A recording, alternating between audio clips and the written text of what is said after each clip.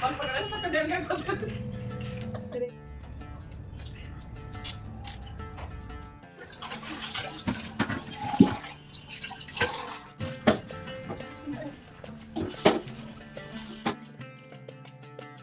Everyone, welcome back to my channel village and city life. तो कैसे हैं आप सब?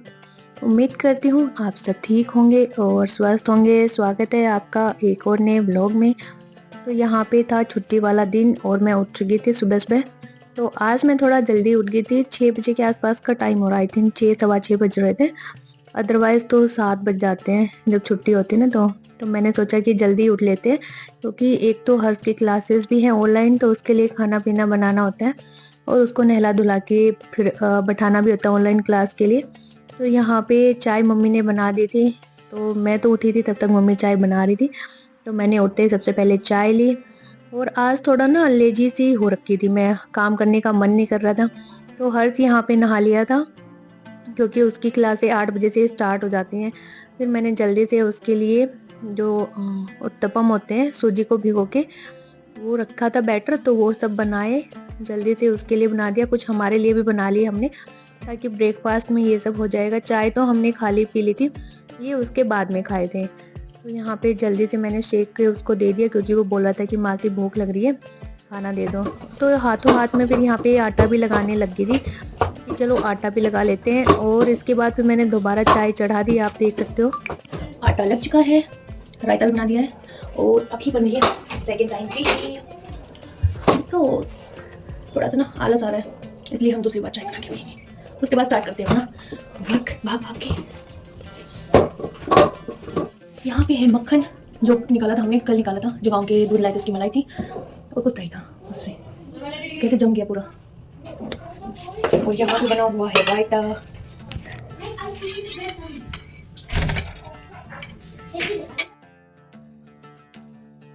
तो यहाँ पे उठ तो गई थी मैं, लेकिन काम करने में ना आलस आ रहा था, थोड़ा सा मन ही नहीं कर रहा था काम करने का। कभी कभी हो जाता है ना कि बॉडी इतना लेजी सा महसूस करवाती है कि हमारा काम करने का मन नहीं करता। फिर मैंने सेकंड टाइम चाय बना के पी कि चलो अब इसके बाद कुछ होगा।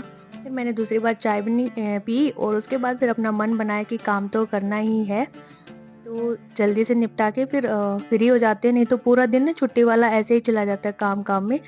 तो यहाँ पे मैं फिर आ गई थी बेडशीट को सही करने के लिए, क्योंकि मुझे मशीन लगाना था। तो मैंने दोनों बेडशीट निकाल ली और जो चादरें हमने रात को ओढ़ी थी उनको पहले तो मैं फोल्ड करके रख रही थी। फिर मुझे ध्यान आया कि मम्मी ने बोला था कि इनको भी धो देना, ताकि ये धोने से ना हल्की हो जाएंगी, जो इनका मैल वगैरह वो निकल जाएगा और फिर इनमें सर्दी भी कम लगेगी। क्योंकि मम्मी बोले थे कि जब मैल होता है तो ठंडे ठंडे से लगते हैं कपड़े, तो इनको धो दियो।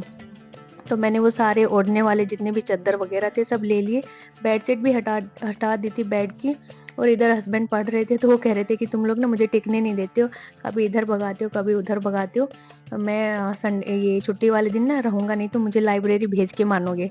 क्योंकि वो इधर बेड पे बैठे थे, तो मैंने बोला कि उधर चले जाओ, ये मुझे साफ करना है, क्योंकि मशीन लगानी थी ना, तो चादर चाहिए थी।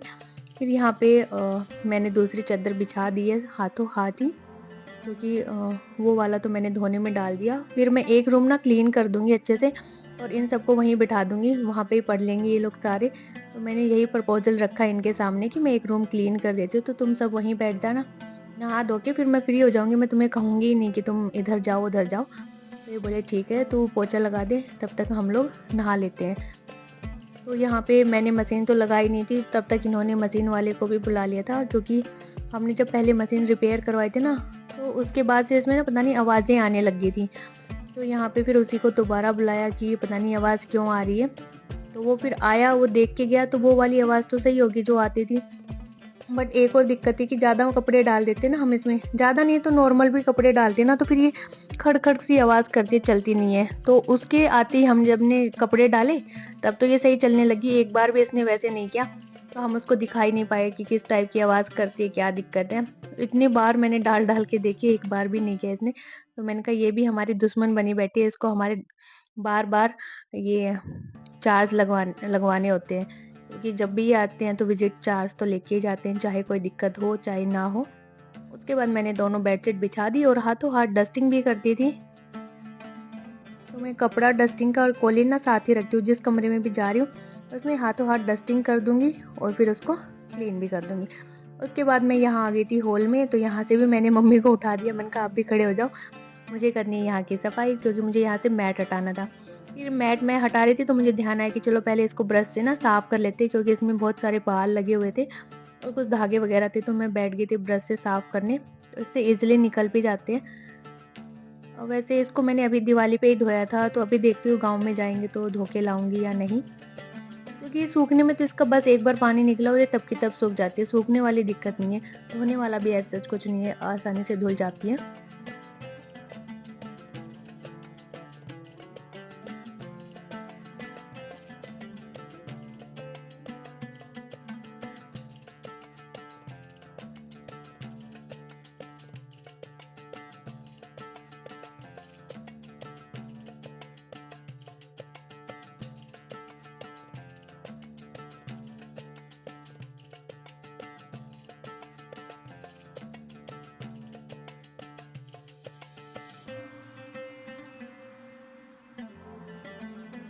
तो यहाँ पे झाड़ू भी मैंने निकाल दिया था, फिर मैंने झाड़ू भी बीच में छोड़ दिया, क्योंकि मुझे आज गमलों में ना ये करनी थी, पौधे जो लगे हुए हैं, इनकी मिट्टी को खोदना था, इसको क्या बोलते हैं, गुड़ाई करनी थी, हाँ, गुड़ाई करनी थी, क्योंकि इनके ऊपर वाला जो पार्ट होता है मिट्टी का, वो थोड़ा बैठ सा गया था।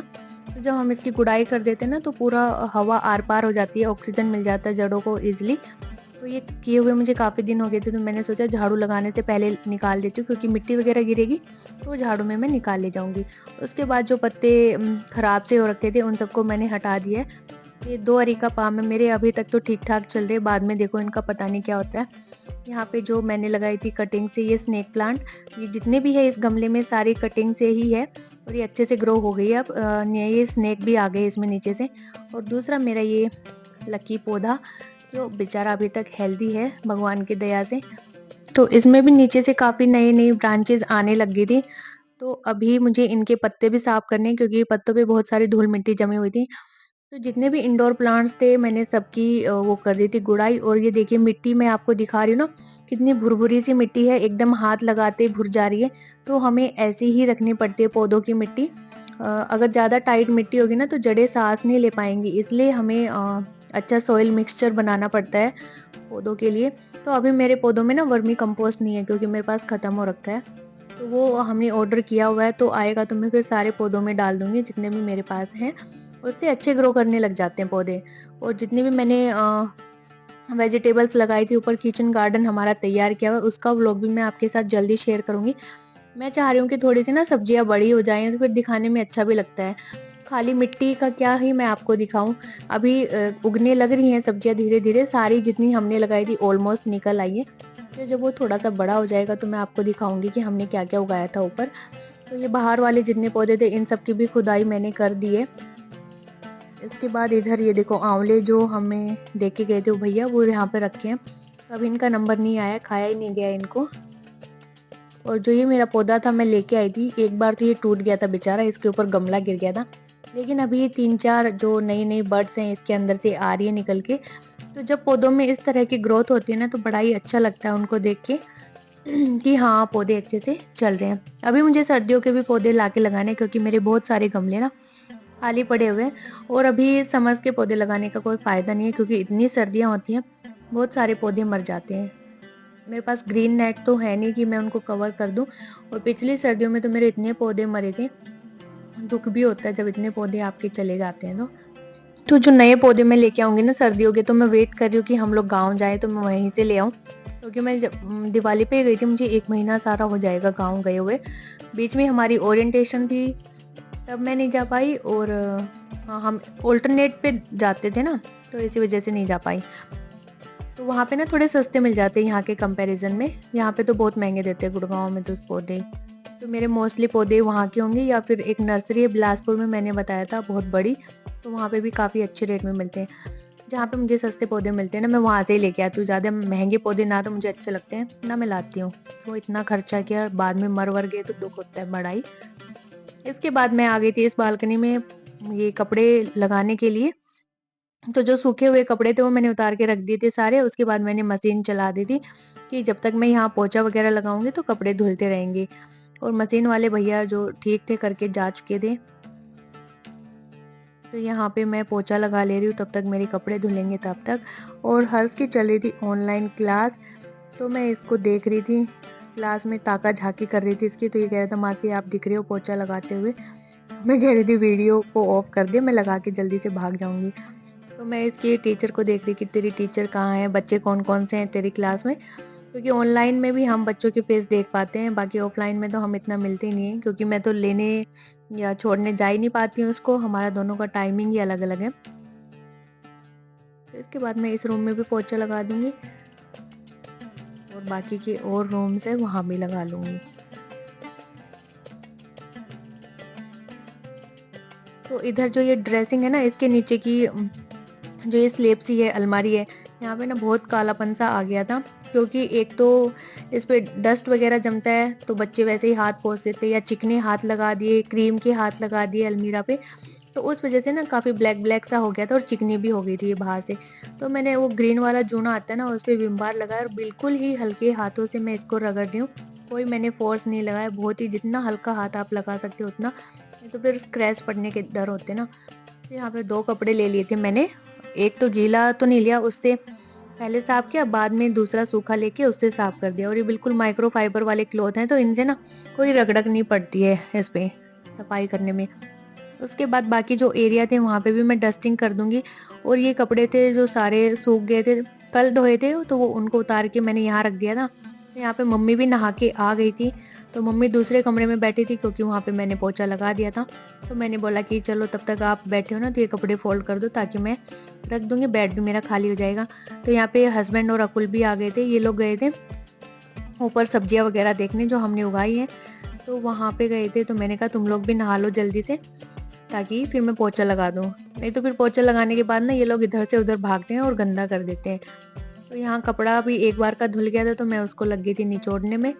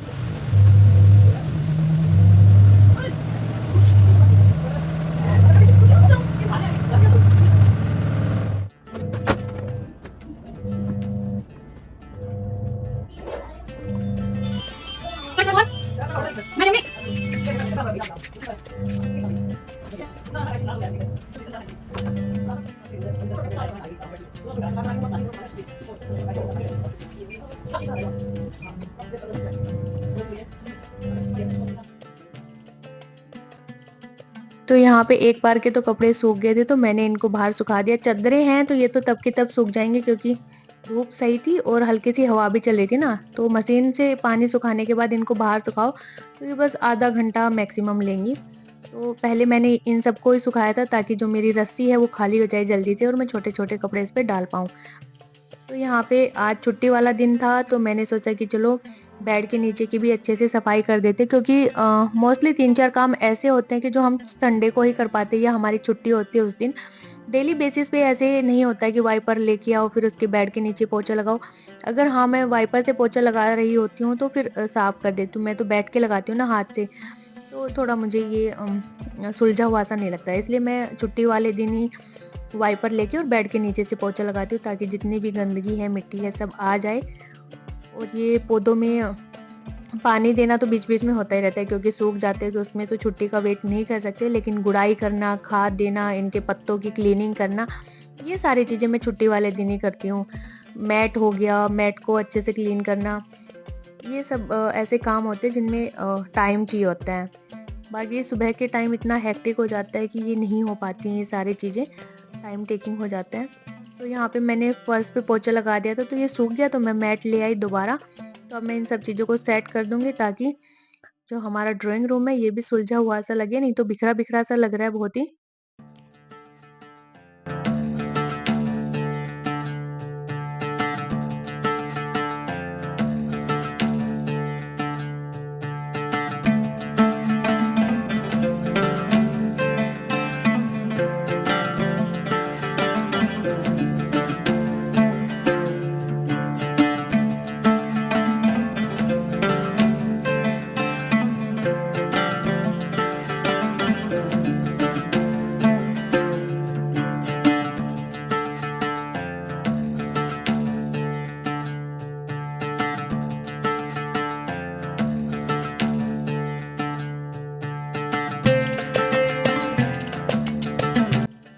और इधर मैंने ये जो डाइनिंग टेबल थी इसका कपड़ा भी झड़का के और दोबारा बिछा दिया और नीचे डस्टिंग भी कर दी। उसके बाद नीचे बैठ के भी मैंने पोछा लगा दिया इसको खिसका के साइड में, क्योंकि इसके जो पाए होते हैं उनके नीचे भी थोड़ा सा डस्ट रह जाता है, तो मैंने इसको पहले खिसका लिया था। और ये कपड़ा जब मैं बिछाती हूँ ना तो मुझे वहाँ से तो सीधा लगता है, लेकिन जब मैं वीडियो एडिट करती हूँ ना तो मुझे लगता है कि अरे इसका तो कोना लटका हुआ था, मैंने सही नहीं किया।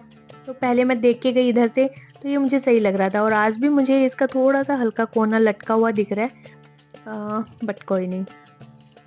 तो यहाँ पे मैंने सारा सामान वापस से जचा दिया और इनकी भी डस्टिंग कर दी थी चेयरों की, तो इनको मैं सेट कर दूंगी अंदर। यहाँ पे मैंने 3 चेयरें हैं वही वर्किंग रखी हुई, एक को तो मैंने कांस्टेंट कर दिया क्योंकि हम 3 लोग ही एक साथ बैठ के खा पाते हैं। मैं बना रही होती हूँ या फिर हस्बैंड रात को होते नहीं है सुबह, तो ये तीनों ही खा पाते हैं, या फिर हम लोग जो सेंटर टेबल है वहाँ पे भी मुड्डे लगे हुए हैं तो वहाँ बैठ के खा लेते हैं। डाइनिंग टेबल पे तो बहुत कम खा पाते हैं। उसके बाद मैंने यहाँ कर दी थी पत्तों की क्लीनिंग, क्योंकि इन पे काफ़ी सारा डस्ट जमा हुआ था।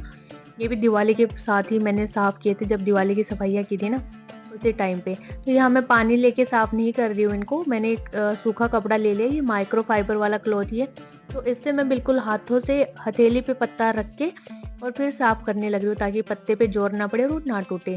तो यहाँ पे आज मैंने पानी से नहीं धोया क्योंकि उससे ना बहुत पानी बिखर सा जाता है, टाइम टेकिंग प्रोसेस हो जाता है। तो ये वाला प्रोसेस मेरे को सही लगा कि कपड़ा लिया और उससे अच्छे से साफ़ कर दिया। और उसके बाद मैंने गमले हटा-हटा के सारे घर में लगा दिया था पोंछा। इसके बाद जो टीवी यूनिट है मेरी, इसकी डस्टिंग रह जाती है, क्योंकि मैं हर चीज़ को साथ लेके चल रही थी, एक बार में मैंने सारा नहीं किया। तो इसकी डस्टिंग कर दूँगी और हाथों-हाथ यहाँ से पोंछा भी लगा दूँगी। साथ ही मैंने पंखा भी चला दिया था ताकि ये जल्दी से सूख जाए, क्योंकि खाना खाना था, इनको भूख लगाई थी।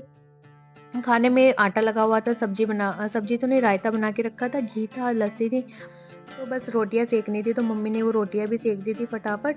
तो ये लोग वेट कर रहे थे इसलिए मैंने पंखा चला दिया कि जल्दी से फर्श सूख जाए। उसके बाद मैंने शीशा भी साफ़ कर दिया और जो गमले रखे थे यहाँ पे इन सबको भी बाहर से सफाई कर दी। और पत्ते तो इनके ऐसे थे नहीं, छोटे-छोटे पत्ते थे, इनका क्या ही पूछूँ मैं।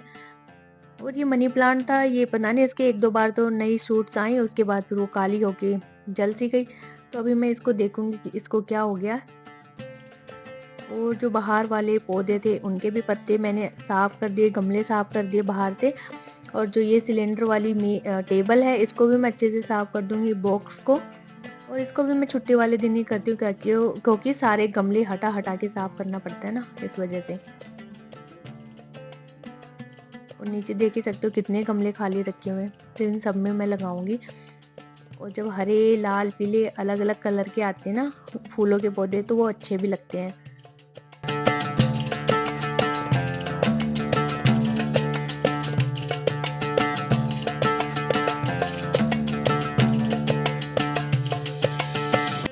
तो यहाँ पे इन लोगों का आ गया था खाना, तो हर्ष तो खा के जा चुका है।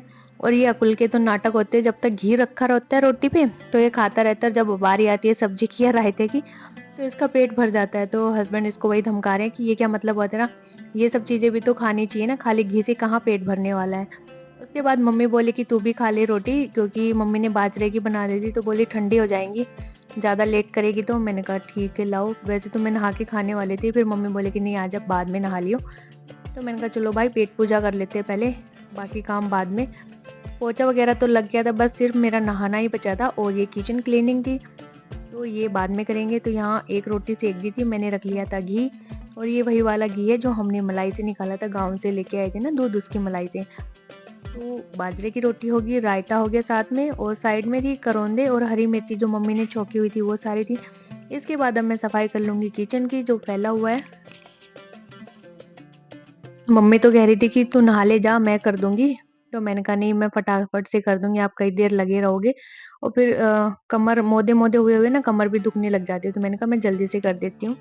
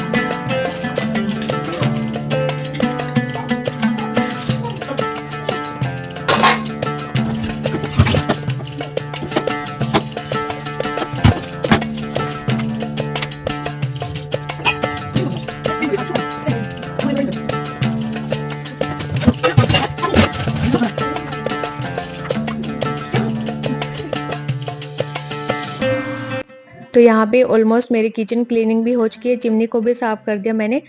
ऊपर से काफ़ी गंदी हो रखी थी, ध्यान नहीं दिया था मैंने, तो वो सारा डस्ट भी मैंने क्लीन कर दिया। फिर यहाँ पे हस्बैंड आ गए थे, तो ये बोले थे कि मैं जा रहा हूँ दिल्ली, तो मैंने कहा किस लिए? तो कह रहे हैं कि मुझे वो टिकट वगैरह लेके आनी है।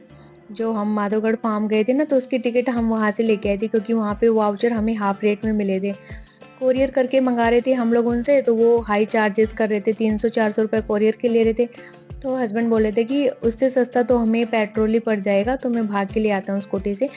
तो दिल्ली में अग्रवाल वो है मार्केट है, अग्रवाल करके है बुड़ेला में, तो वहाँ पे है। तो इनके व्हाट्सएप पे ना उन ग्रुप बना हुआ है, तो उसमें काफ़ी चीज़ें आती रहती है उनकी, तो काफ़ी सस्ते रेट में चीज़ें आती रहती है। तो मैंने काफ़ी नाम सुना हुआ था उनका, इनके फ़ोन से ही। तो ये मेरे को बता रहे थे, तो मैंने कहा मैं भी चलूँगी वहाँ पे। तो कह रहे तू क्या करेगी? तो मैंने कहा नहीं आज तो अच्छा मौका है, मैं सामान लेके आऊँगी वहाँ से क्योंकि मैंने कभी देखा नहीं था। और यहाँ पे मैं देखो हाथ जोड़ के इनको मना रही हूँ कि प्लीज़ मुझे ले चलना, और बच्चे उधर से कह रहे कि हमें ले चलना। तो यहाँ बाहर जाने के नाम से मेरे हाथ और जल्दी चलने लग गए और इसके बाद मैं फटाफट से नहा ली थी और हम लोग निकल गए थे। और हम वहाँ से क्या लाए, कैसे लेके आए वो मैं बताती हूँ आपको नेक्स्ट व्लॉग में। तो आज के व्लॉग में इतना ही। मिलते हैं आपसे नेक्स्ट व्लॉग में। तो अगर चैनल पे नए हैं तो प्लीज़ चैनल को सब्सक्राइब करके जाइए, कमेंट करके ज़रूर बताना आपको कैसा लगा। Bye bye.